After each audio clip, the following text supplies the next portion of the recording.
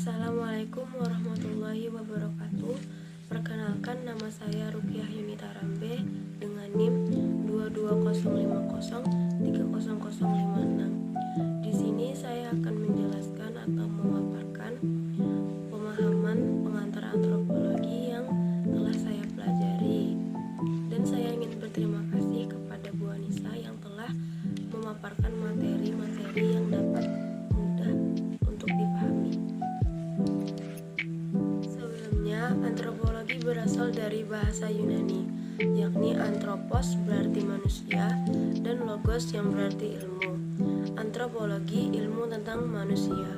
Koe Tanjaringrat yang merupakan bapak antropologi di Indonesia pada tahun 2007 mengatakan bahwa ilmu ini mempelajari makhluk antropos atau manusia, merupakan suatu integrasi dari beberapa ilmu yang masing-masing mempelajari suatu kompleks masalah-masalah khusus mengenai manusia.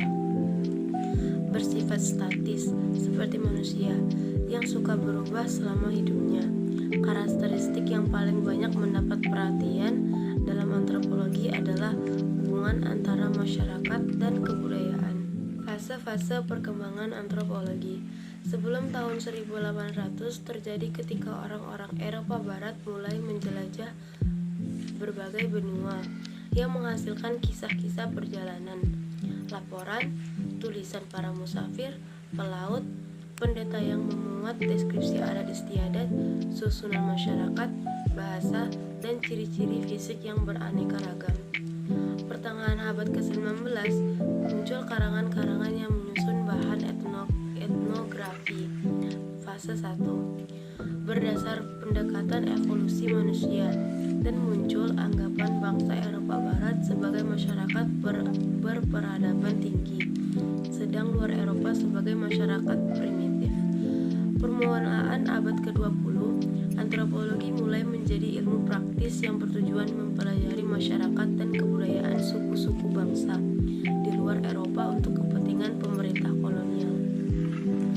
Sesudah tahun 1930, antropologi memiliki dua tujuan, yaitu tujuan praktis mempelajari manusia dalam aneka warna budaya untuk membangun masyarakat tersebut.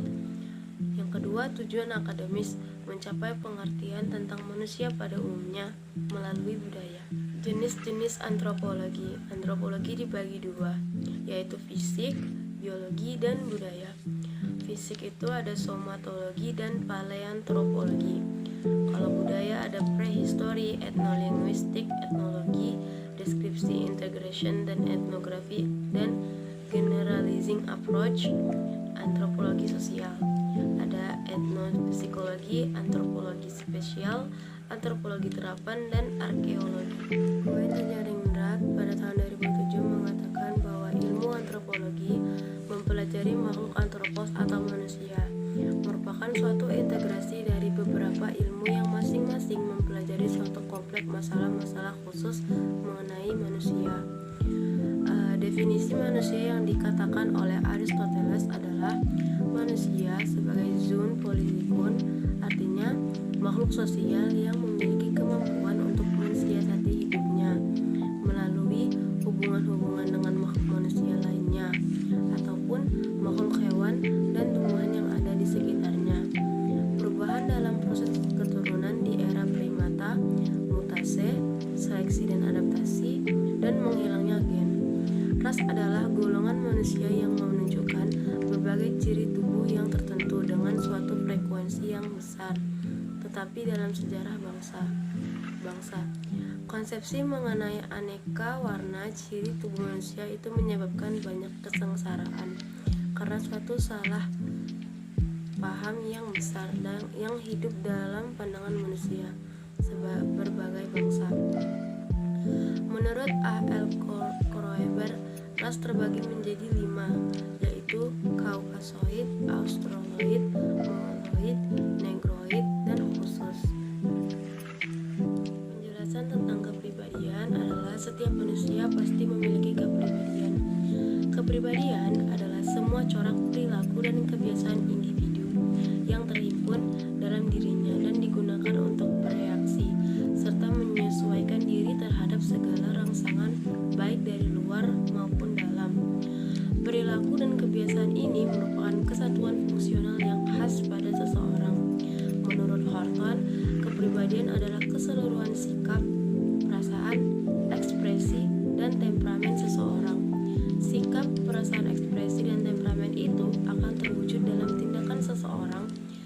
ketika dihadapkan pada situasi tertentu. Setiap orang mempunyai kecenderungan perilaku yang baku atau pola dan konsisten sehingga menjadi ciri khas pribadinya. Perbedaan kepribadian yang dipelajari oleh psikolog dan para antropolog adalah di dalam ilmu psikolog, kepribadian yang dipelajari adalah kepribadian individu. Sedangkan dalam kepribadian yang dipelajari oleh antropolog adalah kepribadian umum yang terdapat pada sebagian besar warga seperti adat istiadat ataupun sistem sosial. Masyarakat, menurut Matt Iver dan Page, masyarakat adalah suatu sistem dari kebiasaan dan tata cara, dari wewenang dan kerjasama antara berbagai kelompok dan penggolongan, dari pengawasan tingkah laku serta kebebasan manusia.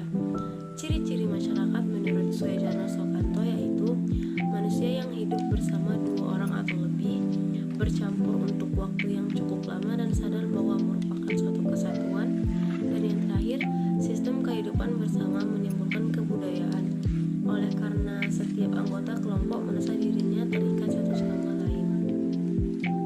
Ilmu antropologi menafsirkan bahwa kebudayaan adalah keseluruhan sistem, gagasan, tindakan, dan hasil karya manusia dalam rangka kehidupan masyarakat yang dijadikan milik diri manusia dengan belajar. Unsur-unsur kebudayaan terdiri dari bahasa, sistem pengetahuan, sistem kemasyarakatan, sistem peralatan dan perlengkapan hidup, sistem mata pencarian hidup, sistem religi dan kesenian. Wujud kebudayaan yaitu ide atau gagasan menjadi aktivis dan akhirnya menjadi hasil kebudayaan itu. Konsep suku bangsa, suatu golongan manusia yang terikat oleh kesadaran dan identitas akan kesatuan kebudayaan.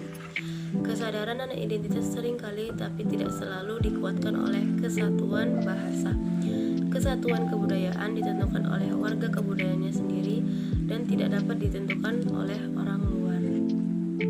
Multikulturalisme yaitu adalah ideologi yang mengakui dan mengagungkan perbedaan dalam kesetaraan, kesediaan, menerima kelompok lain sebagai suatu kesatuan tanpa membedakan. Multikulturalisme berbeda dengan pluralisme yang merupakan kehidupan secara berkelompok yang berdampingan secara fisik tetapi terpisah oleh kehidupan sosial dan tergabung dalam suatu kesatuan politik. Pranata sosial. Menurut Koetajaringrat, pranata sosial adalah di mana suatu sistem tata kelakuan dan hubungan yang berpusat kepada aktivitas untuk memenuhi kompleksitas kebutuhan khusus dalam kehidupan manusia. Pranata adalah sistem norma atau aturan-aturan yang mengenai suatu aktivitas masyarakat yang khusus, sedangkan lembaga atau institut adalah badan atau organisasi yang melaksanakan aktivitas itu. Setidaknya di dalam masyarakat terdapat 5 pranata atau lembaga sosial yang pokok, yaitu keluarga, pendidikan, ekonomi, politik, dan agama. Namun menurut ahli antropologi seperti S.F. Nadel dan Koetajaringrat, di luar lembaga pokok yang telah disebutkan tadi, terdapat pranata lain seperti pranata ilmiah, keindahan, dan juga pranata rekreasi. Baiklah, hanya itu yang bisa dapat saya sampaikan. Kurang lebihnya mohon dimaafkan. Wabillahi taufiq wal hidayah. Wassalamualaikum warahmatullahi wabarakatuh.